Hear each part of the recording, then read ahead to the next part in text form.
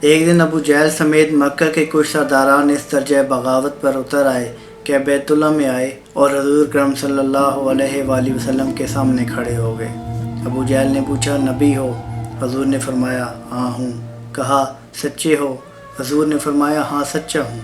پھر ابو جہل کہنے لگا اگر تم سچے ہو تو پھر اپنے رب سے کہو کہ آسمان پر سے ہم پر کوئی عذاب نازل کرے یا پتھر کیوں نہیں برساتا۔ آج اپنے رب سے کہو ہم پر پتھروں کی بارش کرے۔ یہ خلاف طبیعت کام پہلے نہیں ہوا تھا۔ ابھی تک جو بھی بیت اللہ میں آتا وہ اللہ سے بخشش اور مغفرت مانگتا، لیکن یہ بدبخت آج اللہ کے عذاب خود دعوت دے رہے تھے۔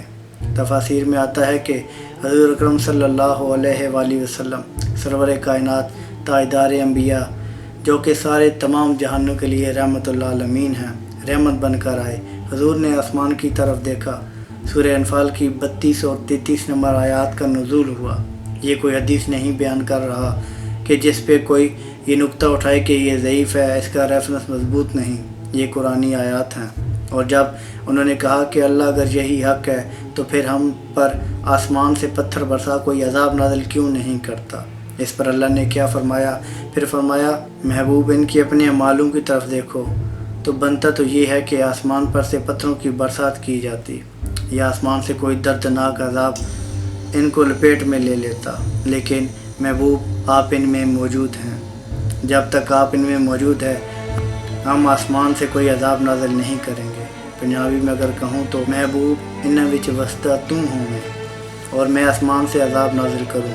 محبوب تیری چادر جو رحمت العالمین کی ہے وہ رحمت والی چادر ہے، اس پر داغ آئے گا۔ اللہ کی رحمت کو تو یہ گوارا نہیں کہ آپ کی ہوتے ہوئے ان پر پتھروں کی بارش کی جائے۔